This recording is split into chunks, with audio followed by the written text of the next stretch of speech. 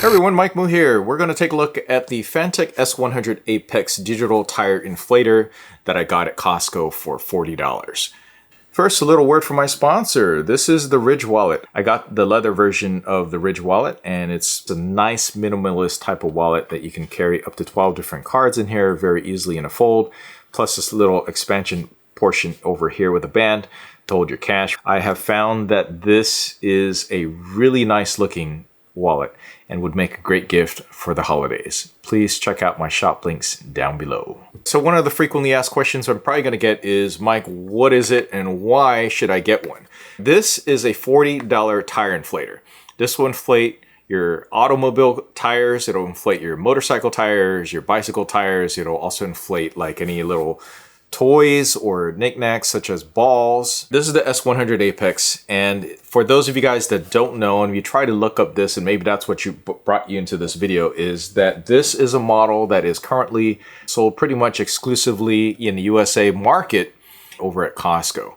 Now this online right now retails for, I think it's $50, but if you actually find it in a warehouse, which I am able to see in my local warehouse, it runs $40. What is so special about it? Fanttik is known for their pumps, right? That's one of the things that they are very well known for, and they produce a number and variety of models.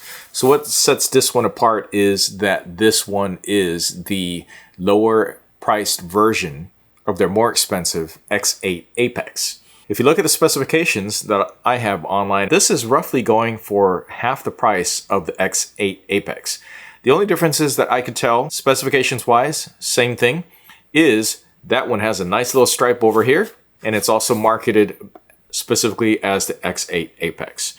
Now, if you look at the inflation range of everything compared to all the other pumps that are available out there, this has a maximum of 150 PSI, and you can adjust that by pressing this button here. It is also an automatic pump, meaning that you set the PSI that you want it to, and you can then adjust it to that part, and it will pump right up to that PSI range. It also has a bunch of presets here that you can choose by pressing this button over here. These are generic presets. Let's start with the first one. First one is manual. When you choose a manual setting, it'll remember it. Everything else is just like a preset. So this car preset is 36 PSI. In general, for an automobile passenger vehicle, it's going to be that. Next is a motorcycle. In general, it's also going to be at 32 PSI. Next one is bicycle. In general, it's going to be 42 PSI. And then finally over here for like a basketball or a soccer ball, etc., it's going to be at 8 PSI.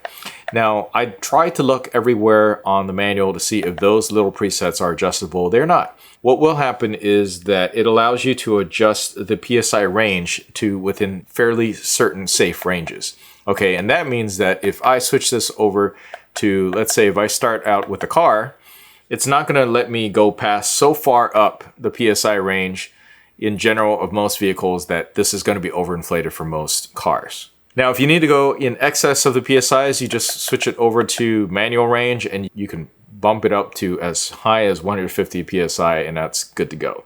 So in general, I think it's great that they have that built in. Some people really have no idea how far they need to pump their tires to, and sometimes it's a little bit hard to read what the pounds per square inch is going to be recommended for your vehicle if you don't know where to go. Now, another thing I have noticed is that you can change it to different pressure measurements as well, depending on what part of the world you live in. It might not be PSI. PSI is primarily in the US market.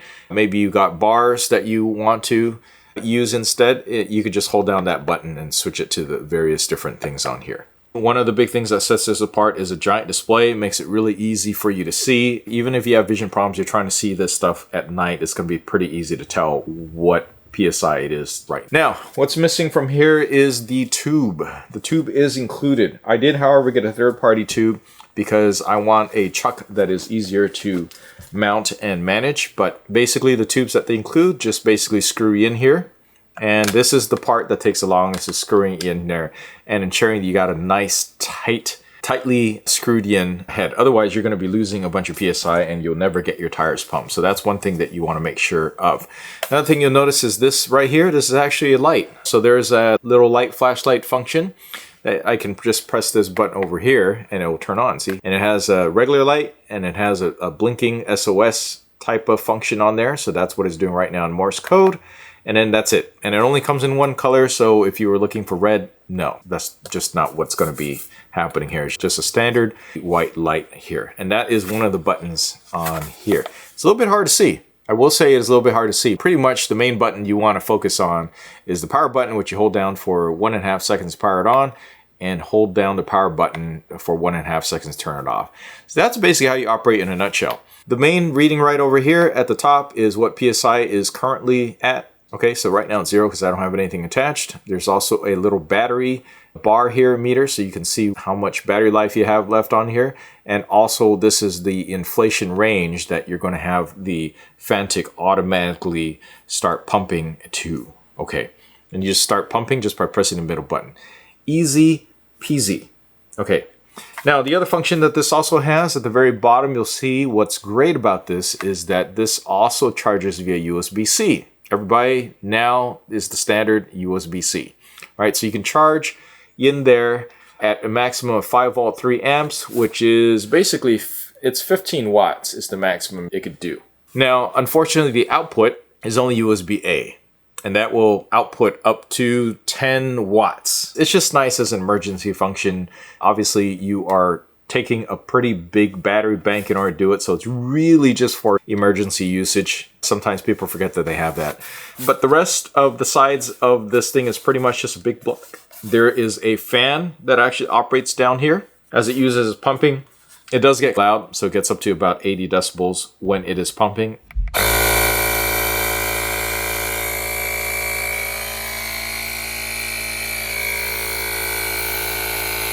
And also it has a maximum runtime of about 40 minutes. One other thing I should mention is this is not a heavy duty pump.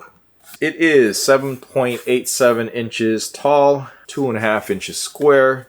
Roughly that's how much it is. And I do believe this weighs less than 2 pounds. It's 1.74 pounds. It comes with a nice little case like you see over here, and as well as adapters for pumping up pressure valves, which is a different type of valve that you use in a lot of high-end bicycles. And then you also get a needle nose type of pump head adapter that you can attach on so that you can pump up balls, right? A lot of sporting goods. So you have that. And then also in this nice little case, they also have a little spot for you to put it in, which is pretty awesome so that you don't lose these adapters and everything in here. So this is a separate pocket within the bag that you can put those adapters and stuff in. So let me show you what the original tube looks like. Looks like this, just pretty straightforward. And I got a third-party one that allows me to quickly attach it onto a Schrader valve, which is the standard valve for a lot of vehicles here in the United States. And it also has a pressure release thing over here. So I have used this, I've had this for a couple months now. I've used it to top off a bunch of tires fairly regularly. I've done that at least, I want to say 12 times. So I've added pressure during the seasonal changes. I've also used this for pumping up a lot of bicycle tires since I ride bikes a lot and I go on trips with other friends and family where we need to top up the pressure. This has been used for that as well. This only has a 1-year warranty. So keep that in mind. This is not one of those heavy duty buy once, cry once type of things, but it's only $40. And I do believe in my personal estimation, it's probably going to outlast 1 year. Let's talk about a few cons about this, shall we? This only has a 1-year warranty. It also has a non-user replaceable battery in here.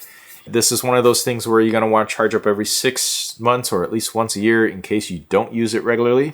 And that is something to keep in mind as well. It also only has 7,800 milliamp hours of power in here, which means it'll run only 40 minutes, which is more than most people want. This is not a heavy duty type of device that you're going to use to pump up truck tires, for instance, from 0 to wherever pressure that you need to be. This isn't it. But this is a great emergency use and also good for topping up tires in most vehicles, which it can easily do within about a minute or two. Another thing, this does weigh about 2 pounds with everything said and done. This is not something that I will take on a bike packing trip though. This is heavy. So on a personal bike packing trip, I'm still using a manual pump or I'm using those little gas canisters. And it actually takes a little while to get the little valve hose thing on here.